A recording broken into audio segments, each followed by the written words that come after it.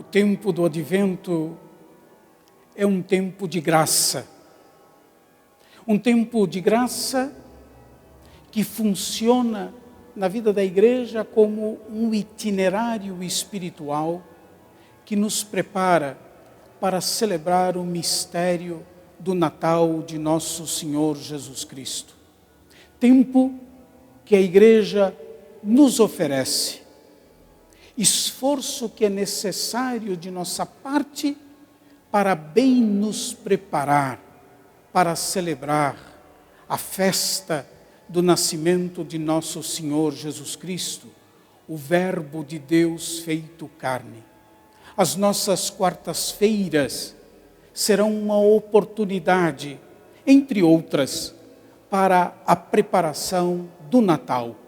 Cada quarta-feira, nesse mesmo horário, nós nos encontraremos para, com um breve tempo de oração e de meditação do mistério de Cristo, nos prepararmos para o Natal de nosso Senhor Jesus Cristo. Esse ano, nós decidimos nos inspirar da obra de Johann Sebastian Bach, como motivação para essa preparação para o Natal e a nossa reflexão. Eu quisera então agradecer a todos que nós veremos depois desfilar nos créditos que lhes serão atribuídos, a todos que têm contribuído com essas nossas quartas-feiras. Quisera agradecer a você que decidiu participar e se esforçar por se preparar e preparar a sua família para o Natal de nosso Senhor Jesus Cristo. Que Deus possa abençoar a todos, que Deus nos possa dar a motivação necessária, o ânimo necessário para nos prepararmos, não obstante a pandemia, nos prepararmos com alegria para o Natal de nosso Senhor Jesus Cristo. A grande mensagem do Advento, a grande expectativa que nós somos chamados a viver é essa: Deus vem a nós. A preparação nos dispõe para reconhecer e acolher o Senhor, que continuamente vem ao nosso encontro. Por favor, não deixem de participar, não deixemos de estar juntos a cada quarta-feira, nesse mesmo canal, rezando juntos e nos preparando em comunidade para um Natal do Senhor.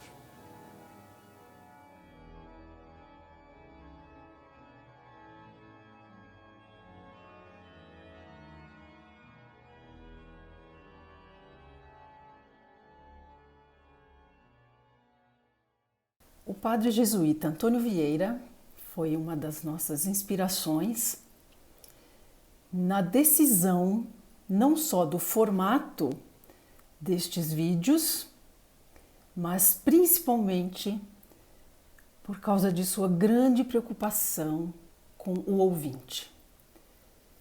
Como fazer com que a palavra chegue de forma eficaz, transformadora, persuasiva e mova o fiel em direção à vivência plena da palavra. A estrutura que pensamos para os nossos vídeos pode ser comparada, de uma certa maneira, a uma espécie de preparação para um sermão. Nós temos, nesta primeira parte comigo, uma contextualização, várias dicasinhas de como ouvir, o que é um coral, o que é um prelúdio coral, e em seguida já temos a vivência plena da música, que abre a nossa sensibilidade, e justamente na parte final vem o Padre Contieri trazendo as reflexões e nos encaminhando para esta vivência da palavra. Fazendo um link entre Vieira e Lutero, um século antes, que nos disse que a música é um sermão em movimento, né, que a música move esse mundo interno do fiel de maneira muito eficaz, muito intensa, podemos pensar que o músico, compositor, principalmente Bach nesse caso, o compositor pode assumir o papel também de um pregador, de um orador. E aí eu volto para Vieira, que nos diz, no seu sermão da 60ª, pregado em 1655, como deve ser um sermão. Ele nos diz: há de ter raízes fortes e sólidas, porque há de ser fundado no Evangelho. Há de ter um tronco, porque há de ter um só assunto e tratar uma só matéria. Deste tronco hão de nascer diversos ramos, que são diversos discursos, mas nascidos da mesma matéria e continuados nela. Estes ramos hão de ser secos, se não cobertos de folha, porque os discursos hão de ser vestidos e ornados de palavras. Há de ter esta árvore varas, que são a repreensão dos vícios. Há de ter flores, que são as sentenças. E por remate de tudo, há de ter frutos, que é o fruto e o fim a que se há de ordenar o sermão.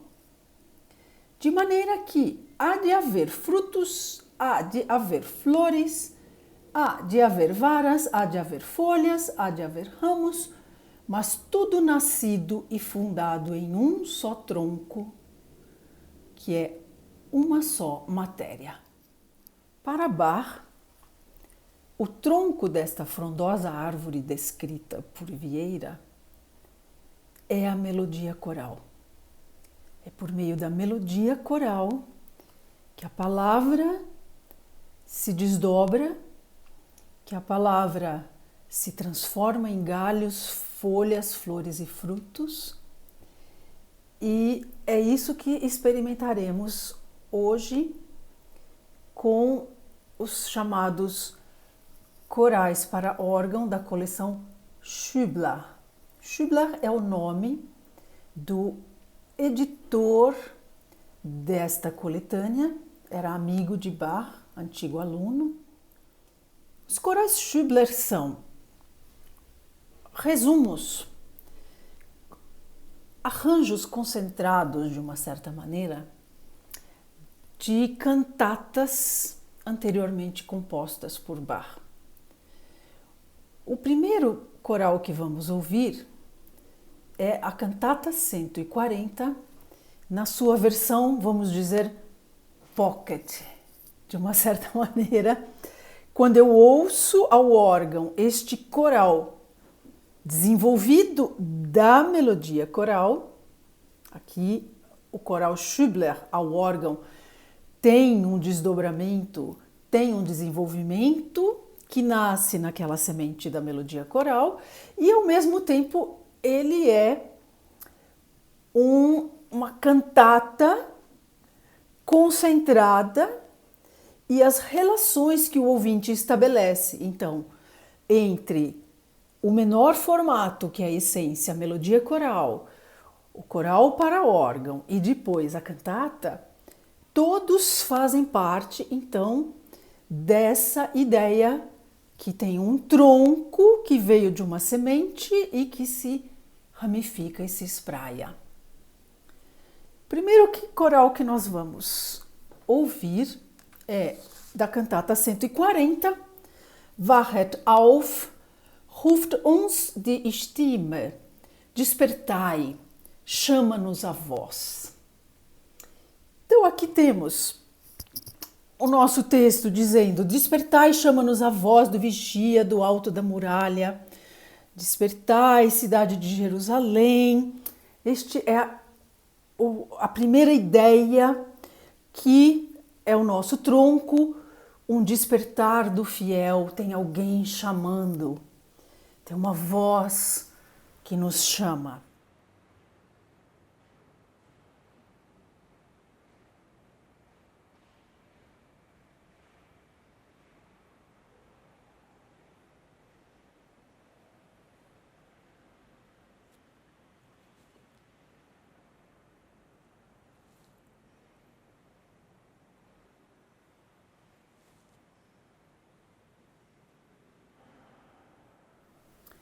Olhando com um pouquinho de atenção a melodia coral que traz o texto da primeira estrofe, vamos ver que perfeição, que coisa impressionante a construção destas figurações que as notas fazem. Então vejam, na primeira frase, despertai, chama-nos a voz.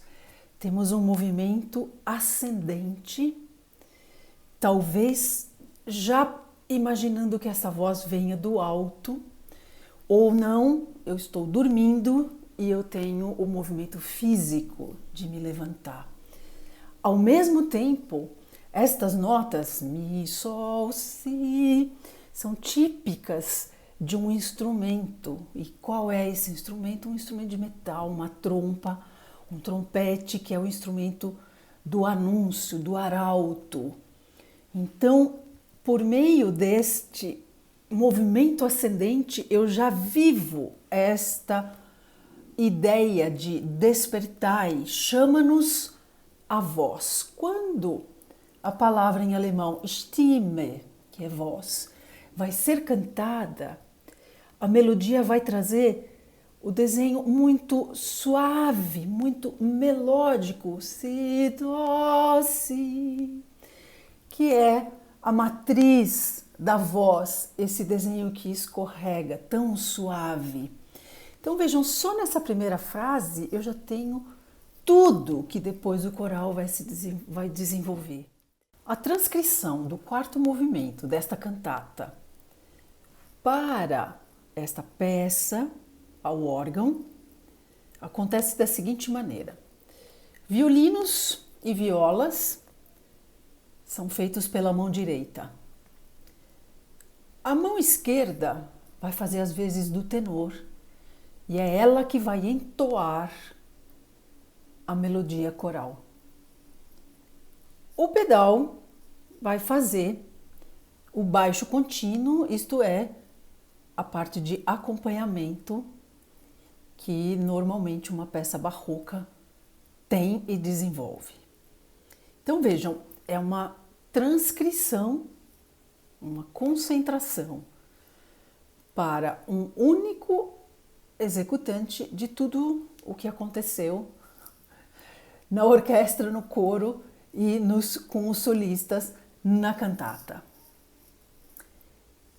Temos o início,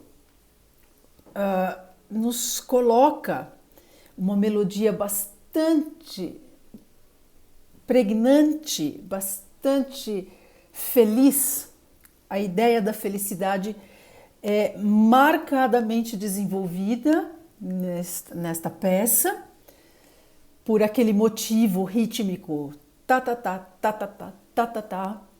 Então isso dá esta energia, esta vivacidade, e é o que começa então a mão direita do nosso organista e o pedal fazendo então um acompanhamento.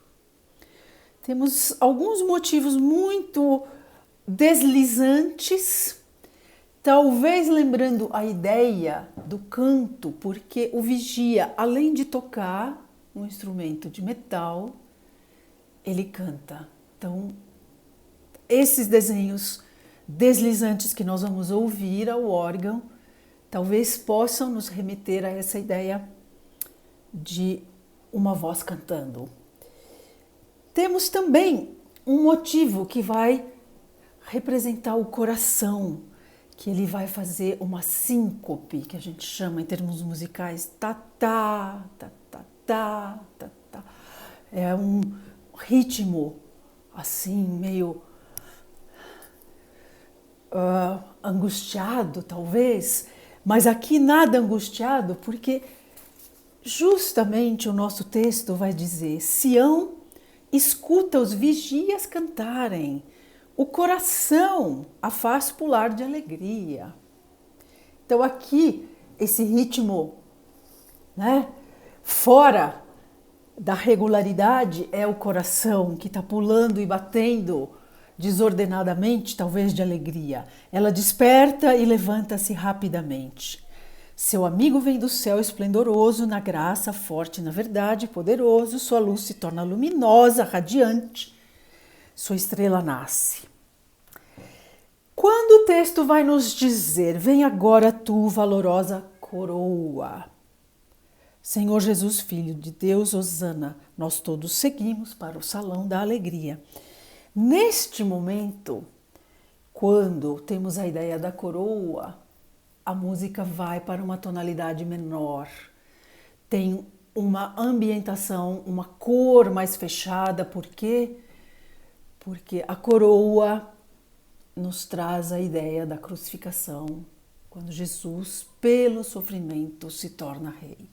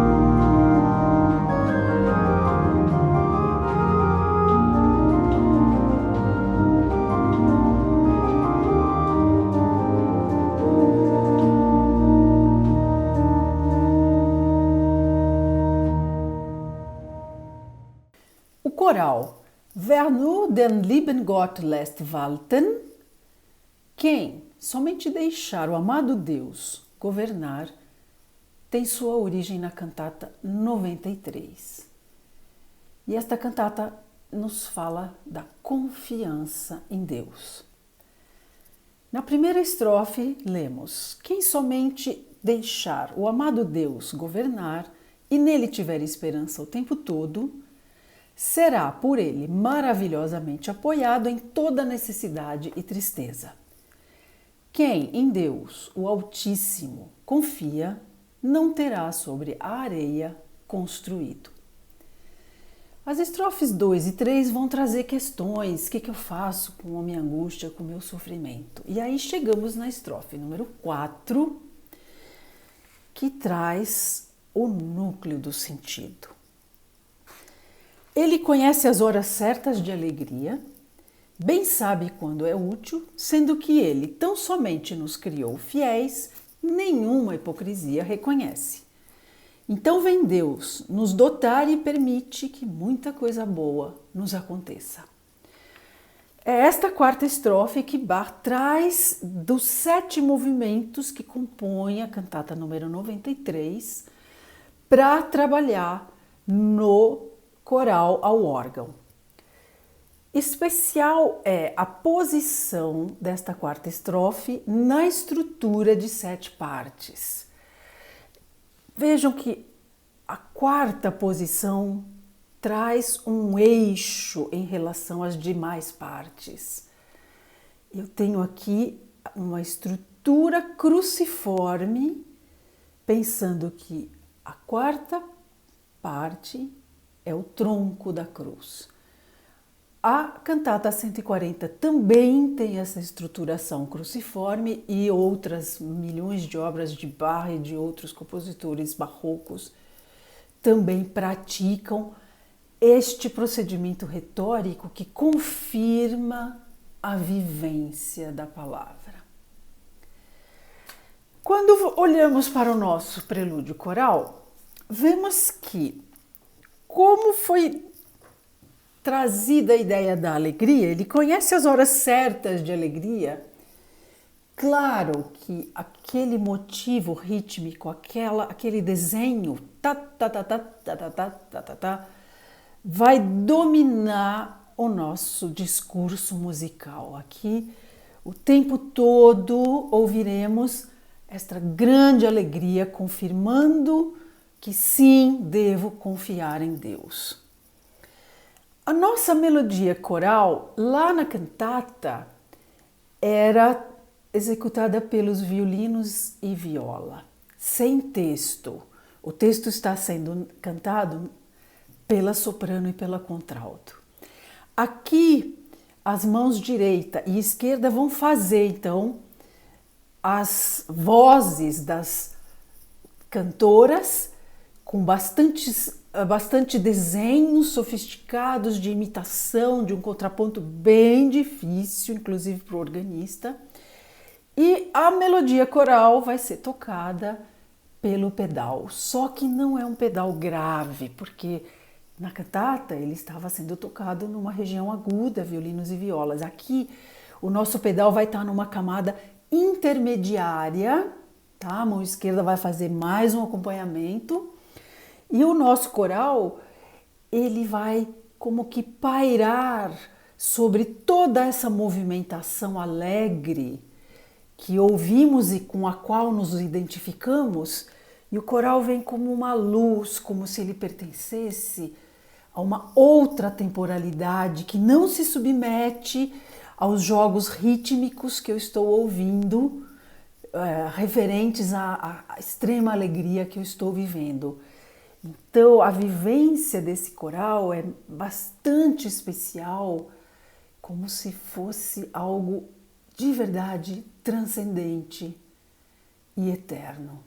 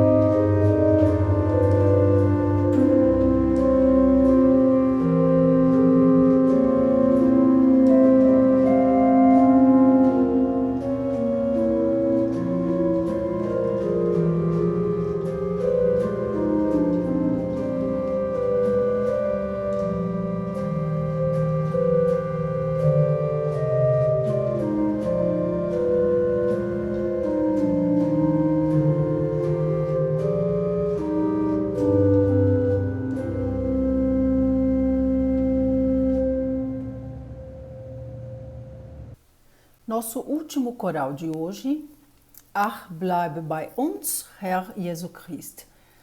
Ah, fica conosco, Senhor Jesus Cristo.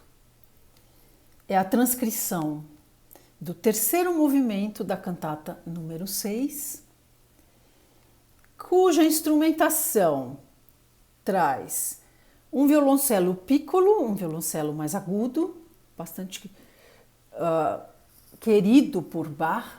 Bach gostava dos instrumentos que tinham um timbre especial. E este violoncelo piccolo, então, vai fazer os desenhos típicos que um instrumento de corda faz. Nós vamos ouvir como os desenhos, as figurações, todas nos lembram um violoncelo fazendo virtuosisticamente os seus desenhos idiomáticos. Então, isto é o que vai fazer a mão esquerda do organista. O pedal vai fazer o baixo contínuo, o acompanhamento, e a mão direita vai fazer a melodia coral bastante lenta, é o que a gente chama de aumentação. Então, os valores não vão ser aqueles com os quais eu cantava, né? Notas mais tranquilas, aqui elas são bastante longas e estão na região mais aguda do órgão. E este terceiro movimento da cantata vai nos dizer justamente: fica conosco, Senhor Jesus Cristo, porque agora se tornou noite, tua divina palavra, radiante luz, não deixe entre nós se apagar. Então vejam que vão sendo imagens recorrentes. O vigia também tem a ideia da noite, tem uma ideia de luz que vai chegar, e aqui de novo esta ideia, né? Então uma obra, um texto, uma melodia coral se enreda, se comunica com outras, e com isso a minha vivência vai se ampliando, vai se intensificando cada vez mais. Temos a ideia, então, com este coral bastante lento, que a palavra é esta luz, porque a ideia de região aguda ou instrumentos mais agudos terem a sensação maior da luminosidade é muito frequente, é bastante explorada. Então, talvez seja essa ideia da luz que está lá na melodia coral aguda. Enquanto isso, esta grande movimentação contrastante dos desenhos que a mão esquerda faz, que é essa agitação do mundo, ou esta agitação que eu tenho dentro do meu coração. Porque aí o texto continua: nestes últimos tristes tempos, conceda-nos, Senhor, constância, para que tua palavra e sacramento possamos manter puros até o nosso fim. E aí, terminando, comprova teu poder, Senhor Jesus Cristo, que és o Senhor de todos os senhores. Protege tua pobre cristandade, para que ela te louve na eternidade. Então, sempre a ideia que os últimos versos também, as últimas estrofes, se relacionam com a primeira, fechando teologicamente a grande mensagem.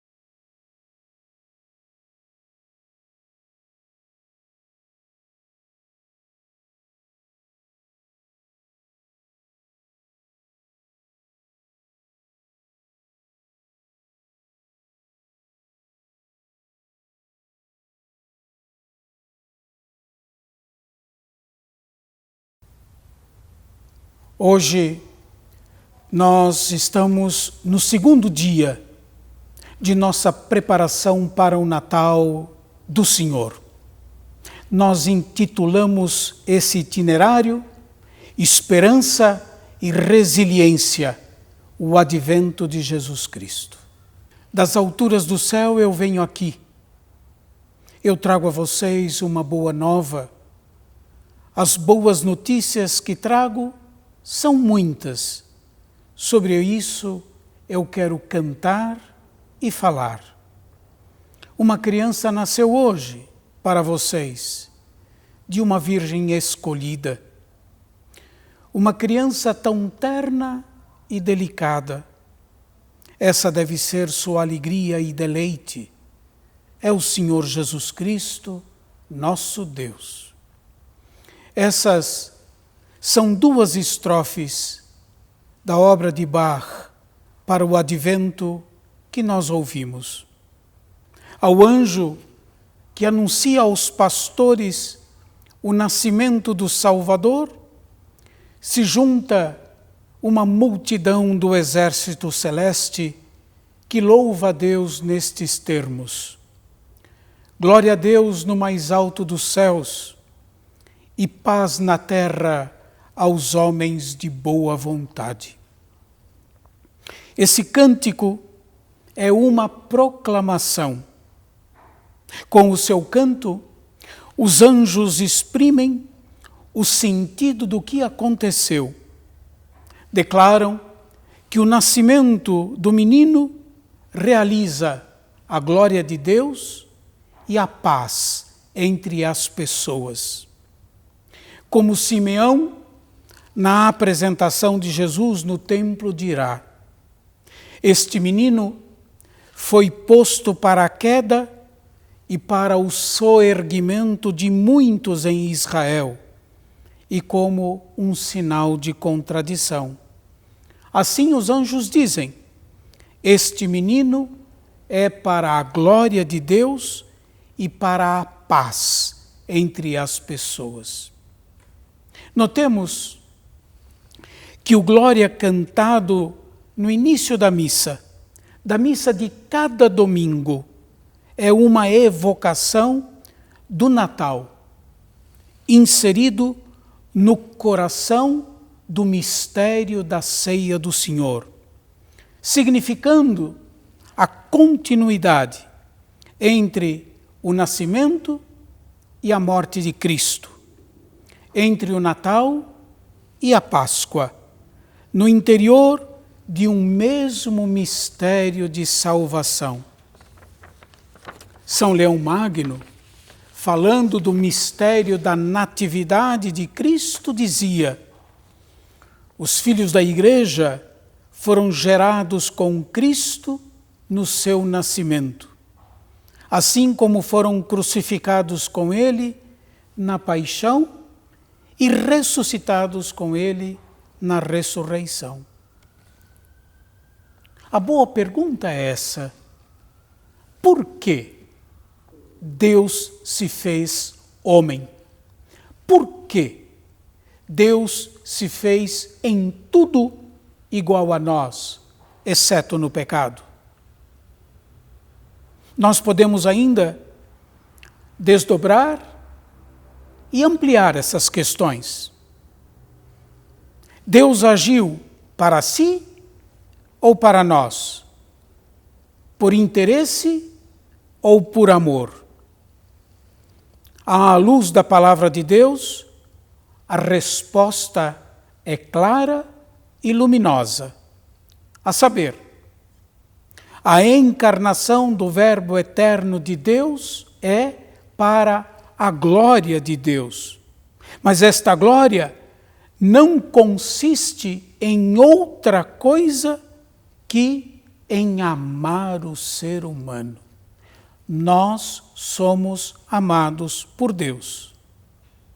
Santo Irineu dizia que a glória de Deus é que o homem vivente, isto é, que o homem viva, seja salvo. Não há dois motivos pelo qual Deus se fez homem, mas somente um que envolve o conjunto, de modo diverso, é verdade, Deus e o ser humano. A glória de Deus está no dar aquilo que para o ser humano é salvação a receber.